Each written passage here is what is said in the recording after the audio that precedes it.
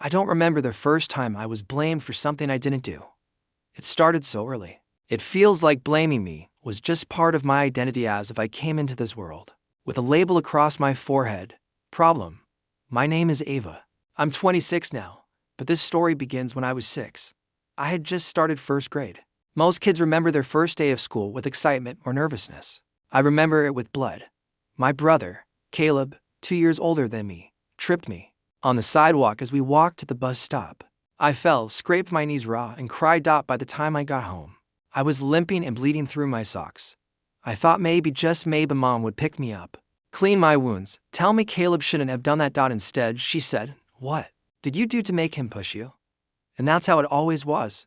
If I got hurt, I must have done something to deserve it. If I cried, I must have been too sensitive. If Caleb lashed out, it was because I provoked him. That night, I sat on the edge of the bathtub while my mom dabbed hydrogen peroxide on my bloody knees, like she was angry at me for being in pain.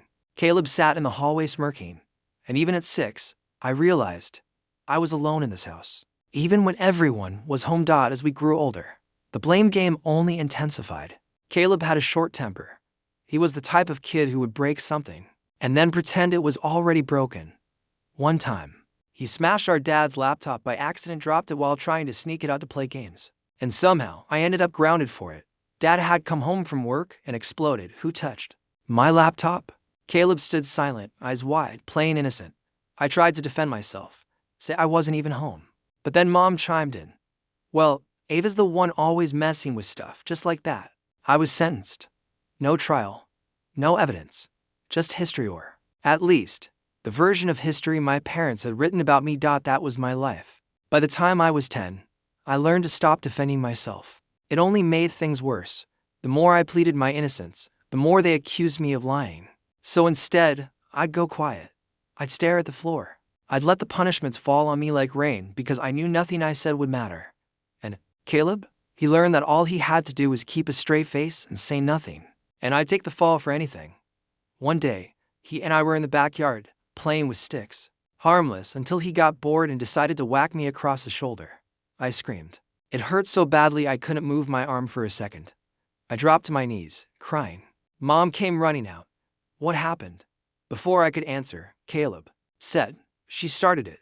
And that was enough. I was dragged inside, yelled at for hurting her son, and sent to my room without dinner. I could barely lift my arm. My shoulder was swelling. They didn't even look at it. They didn't ask what happened. They never did.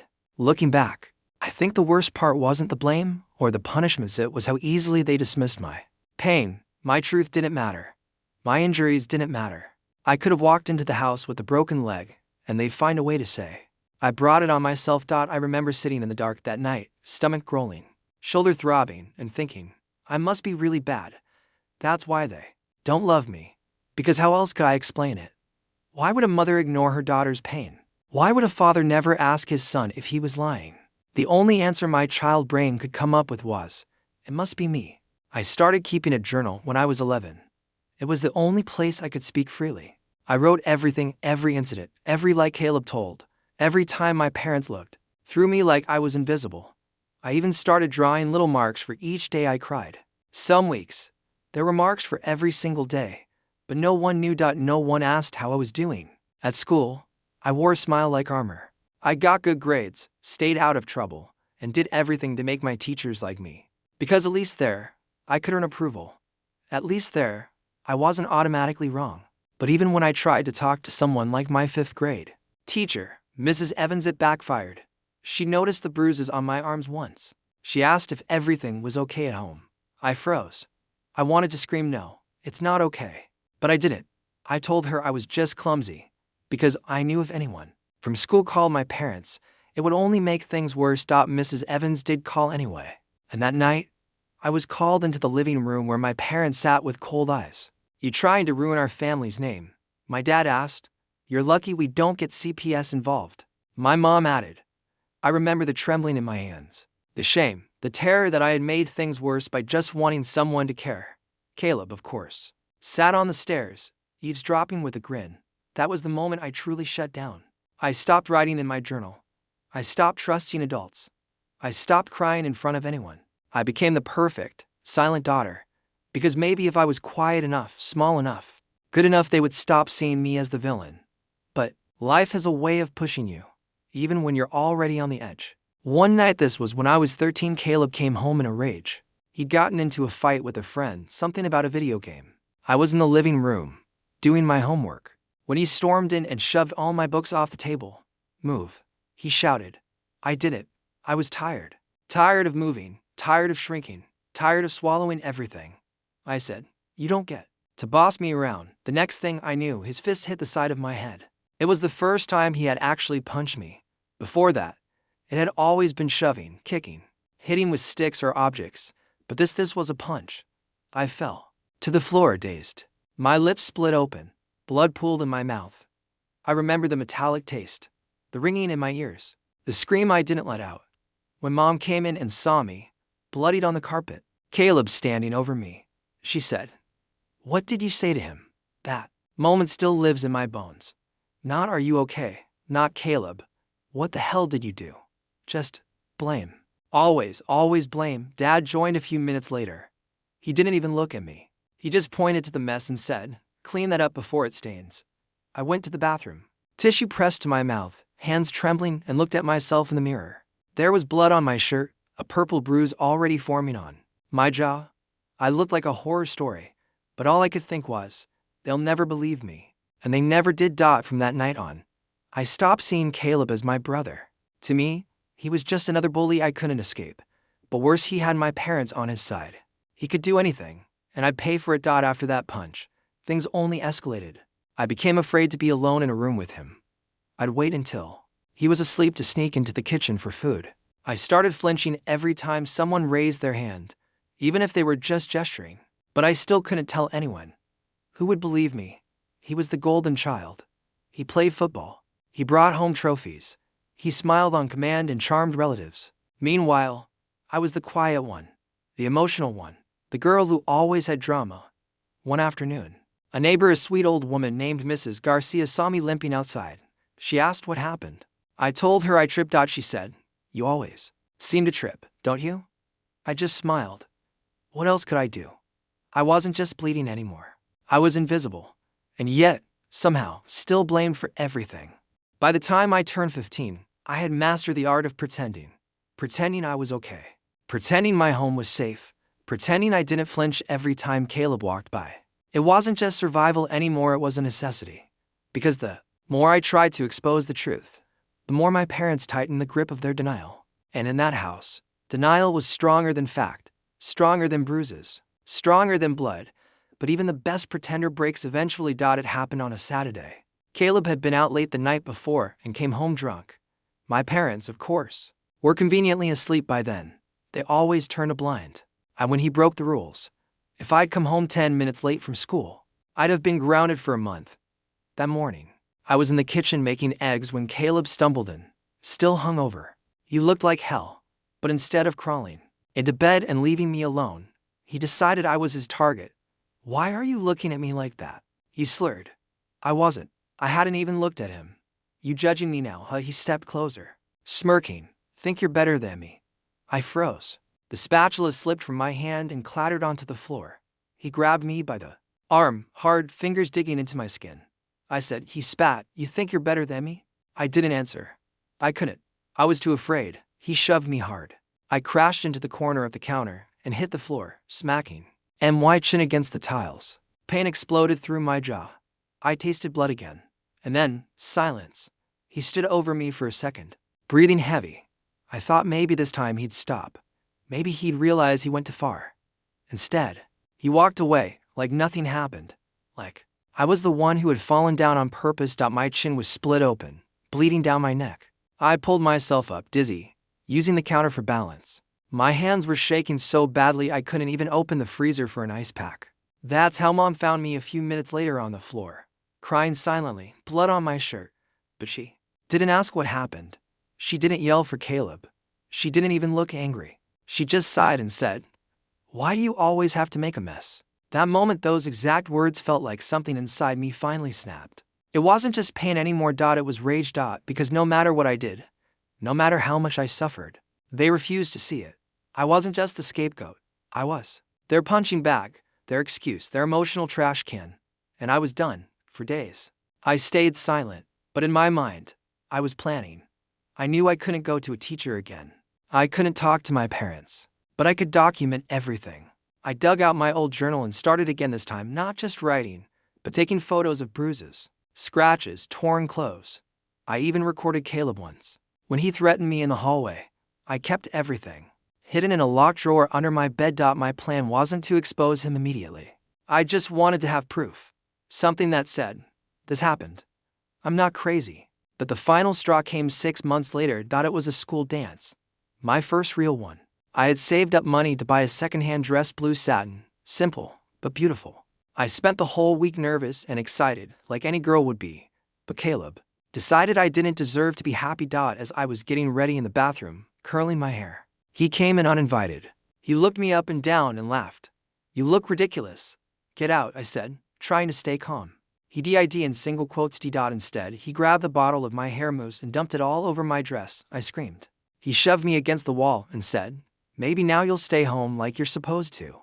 By the time my parents came upstairs, I was sobbing on the bathroom floor, hair half curled, dress soaked and stained. And of course, Caleb had already spun the story.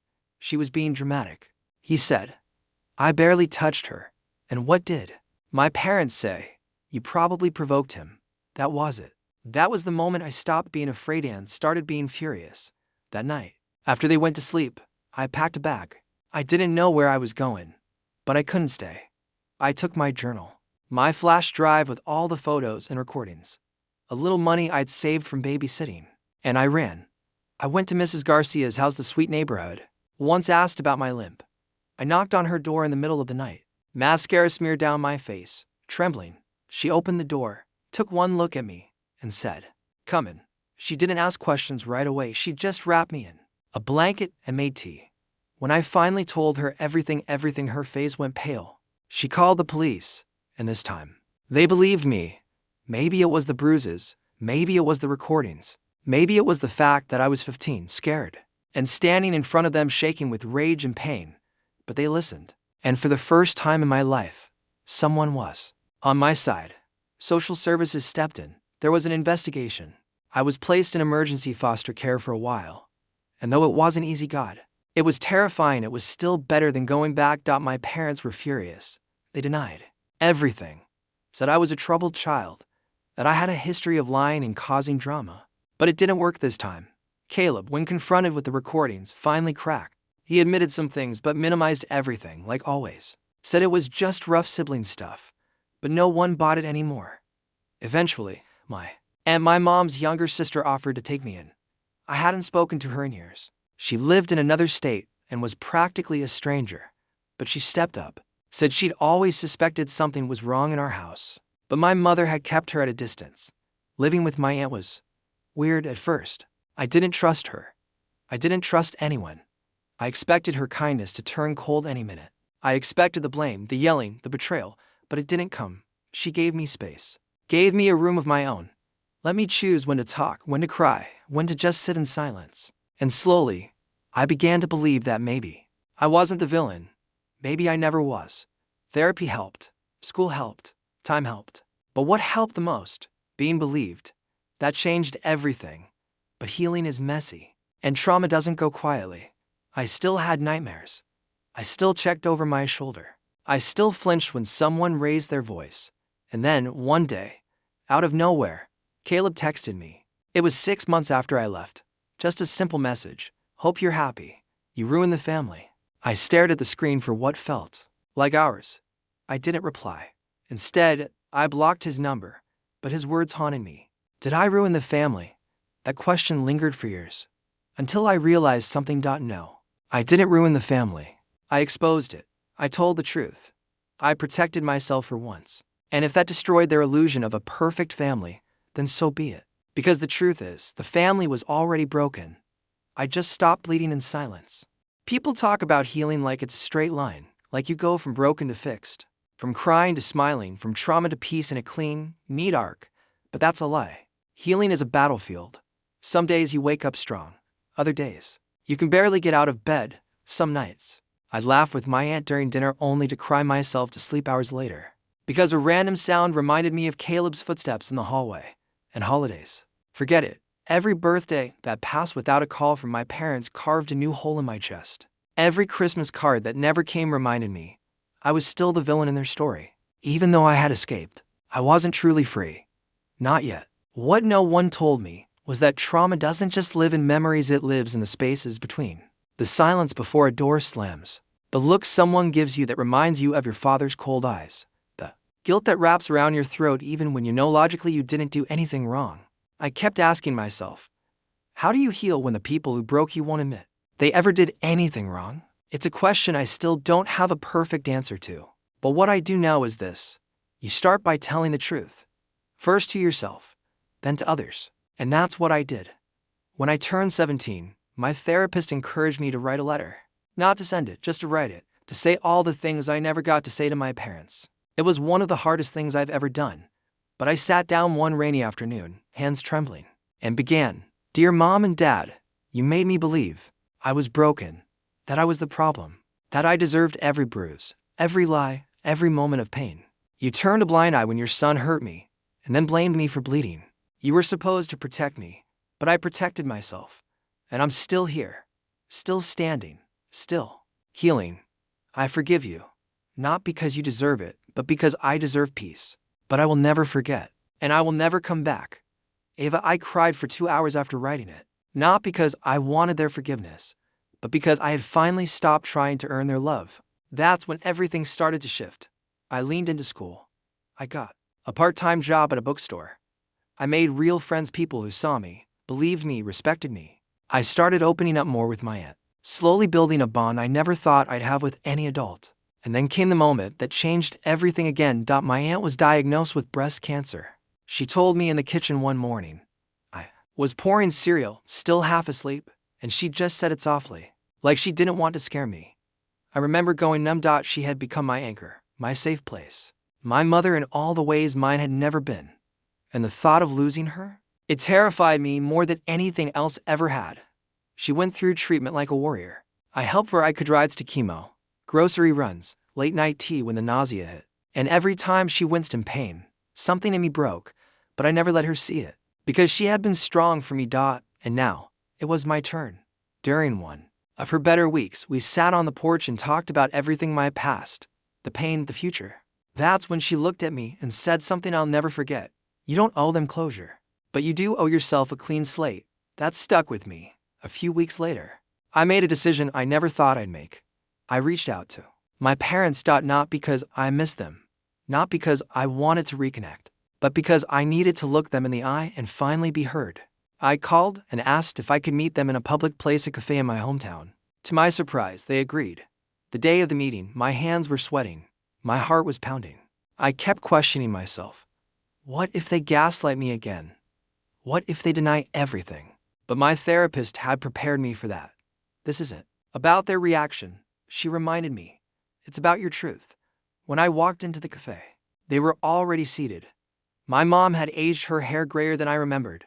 My dad looked tired. For a second, a small part of me hoped maybe they had changed. They hadn't. We barely made it past small talk before my mom said, "So, are you ready to apologize for what you put us through?" I blinked. Apologize. That's what they wanted. I took a deep breath. My hands trembled, but my voice didn't. No, I said. I'm not here to apologize. I'm here to tell you what you did. They both froze. My mom's face hardened. My dad crossed his arms. I was a child, I said.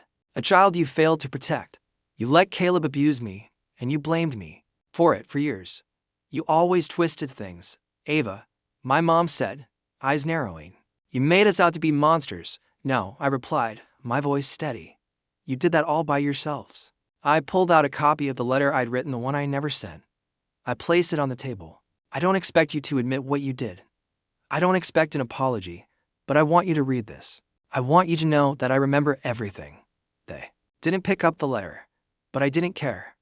I stood up, and for the first time in my life, I walked away from them with no guilt, no blame, no self-hatred, no more questioning my worth. Just freedom. That was over 6 years ago.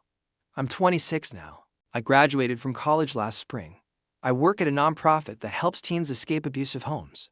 I tell my story sometimes in classrooms, sometimes on panels, sometimes over coffee with a trembling 15-year-old who reminds me of myself. And every time I do, I remind them of this: being blamed doesn't make you guilty.